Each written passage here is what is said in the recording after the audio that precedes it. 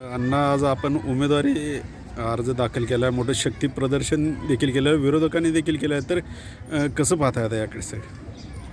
शक्ती प्रदर्शन म्हणजे आज मोहोळ तालुक्यातील जनतेचा उत्स्फूर्त संदेश आहे की राजन पाटलाच्या विरोधामध्ये ह्या मोहोळ तालुक्याची जनता आहे आणि उद्याच्या 7 तारखेला जो निकाल लागणार आहे तो राजन पाटलाच्या विरोधात लागणार आहे, ही त्याचा हा संदेश आहे. माझ्या आमदारांकडून देखील आपल्यावर टीका झालेला आहे. तर मग आता कसं काय उत्तर असणार आहे? त्यांना विनंती आहे की खरं तर त्यांनी अशा टीका टिप्पण्यावर बोलू नये, विकासावर बोललं पाहिजे. त्यांनी गेल्या 40-50 वर्षामध्ये मोहोळ तालुक्यात काय दिवे लावले त्याबद्दल बोललं पाहिजे. आम्ही सत्तेत नसताना, काही नसताना आम्ही जे केलं आहे त्याबद्दल बोला ना. आम्ही सत्तेत नाही आहे तरी पण आम्ही त्या भागामध्ये जे काम केलं आहे, त्या भागामध्ये आज जवळजवळ 30-40 कोटीची माझी कामं चालू आहेत. अजूनही 400 कोटीची कामं, 500 कोटीची कामं ऑनगोईंग आहेत. ह्या कामाबद्दल बोललं पाहिजे. हे खरं आहे का खोटं आहे? सीना भोगावती जोड काढल्याबद्दल बोललं पाहिजे. सीना भोगावतीच्या गेले 40 वर्षे प्रत्येक निवडणुकीमध्ये ह्याने थापा हाणल्या की जीवन करतो, परंतु कधीच केलं नाही. आज माझं त्यांना ओपन चॅलेंज आहे. सीना भोगावतीबद्दल माझे ओपन समोर टेबलला यावं त्यांनी आणि कागद समोर घेऊन यावं आणि मी पण कागद समोर घेऊन येतो आणि त्यावर चर्चा करावी. अशा टीका टिप्पणी करणं ह्याबद्दल नौटंकी माणसाकडून दुसऱ्या काय अपेक्षा नाहीत. त्यांनी फक्त नरखेड गावामध्येच निधी आणला, इतर 19 गावामध्ये निधी आणला नाही, त्याबद्दल ते चर्चा करतात. नाही, नरखेड गावामध्ये नाही. 133 kV सबस्टेशन का नरखेड गावासाठी आहे का? सीना भोगावती कालवा का नरखेड गावासाठी आहे का? प्राथमिक आरोग्य केंद्र 50 बेडचं नरखेड गावासाठी आहे का? आज हॅमचा रस्ता मी मानेगावमधून नरखेड मार्गे सोलापूरला नेतोय. इतका मोठा हायवे आपण ह्या ठिकाणी करतोय. ही काय एक जणांसाठी नरखेडसाठी आहे का? मी प्रत्येक गावामध्ये शेतात पालन रस्ते दिले, ते नरखेड गावासाठी आहे का? असं नाही. सर्व मतदारसंघामध्ये आम्ही काम करतो. मतदारसंघ म्हणून काम केलेलं आहे. काय विजन असणार आहे? विजन एकच आहे माझं. एक 3 सूत्री धोरणावर मी काम करतोय.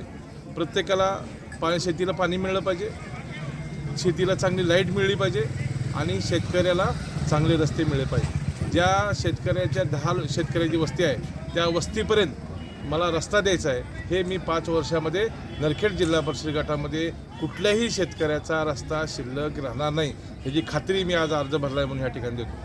अण्णा, आपण राणेसाहेबांचे समर्थक आहात, तर राणेसाहेब प्रचाराला वगैरे येणार आहेत का? राणेसाहेब समर्थक काल आहे, आज आहे, उद्या पण आहे.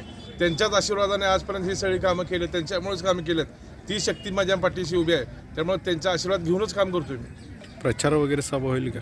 नाही, राणेसाहेबांचे इतकं मोठं राणेसाहेब येतील का नाही मला माहीत नाही, परंतु त्यांचे आशीर्वाद माझ्यासोबत आहेत. आता सीना जोड कालव्याचा आता निवडणुकीदरम्यान आणखीन हा प्रश्न ऐरणीवर येईल, तर मग आता विरोधकांना काय उत्तर असणार? नाही, सीना जोड कालवा आता अंतिम टप्प्यामध्ये आला आहे. तो प्रस्ताव गेला आहे, तो माझ्या नावानिशी गेला आहे.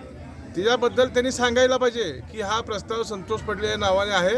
हा प्रस्ताव त्यांनी त्या प्रस्तावामध्ये त्याचं नाव दाखवायचं आणि माझ्याकडनं 101 रुपया बक्षीस राजन पाटलाला दिलं.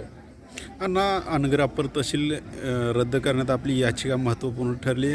आता प्रत्येकजण श्रेय घेण्याचा प्रयत्न करत आहेत, तर काय उत्तर असेल? अनगर अप्पर तहसील कार्यालयाचा रद्दचा मोठा उठाव झाल्यानंतर त्याबद्दलची आंदोलनं झाली, उपोषणं झाली, परंतु ते काय रद्द झालं नाही. त्याला कायदेशीर लढा देण्याची गरज होती, परंतु काही कायदेशीर लढा देत असताना मी एक महत्त्वाचा माझा त्यामध्ये रोल राहिला आणि त्यामध्ये ही याचिका कशी फेल होईल ह्या पद्धतीनं सगळ्यांनी प्रयत्न केला ह्यासाठी. परंतु मला जे नॉलेज आहे, माझे मित्रपरिवार जो कायदेतज्ञ आहे त्यांनी दिलेल्या सूचनेप्रमाणे, युक्तीप्रमाणे मी ती याचिका चालवली आणि गनिमी कावा छत्रपती शिवाजी महाराजांनी आम्हाला शिकवला त्यामध्ये आम्ही यशस्वी झालो आणि आज त्या निकालामध्ये स्पष्ट आहे, ज्याला वाचता येते ना त्याने तो निकाल, ज्यांनी श्रेय घेते त्याने निकाल वाचावा. संतोष पाटील वर्सेस महाराष्ट्र शासन आहे. हे नसेल तर मी काही हारायला तयार आहे. उगी कुणी म्हणेल आम्ही केलं. जर निकालामध्ये जर संतोष पाटील वर्सेस महाराष्ट्र शासन असेल तर ह्यांनी कशासाठी म्हणायचं मी केलंय? हां, आणि कुणी केलंय का? खालच्यांनी आमचा ही रद्द होऊ नये म्हणून कुणी प्रयत्न केलेत.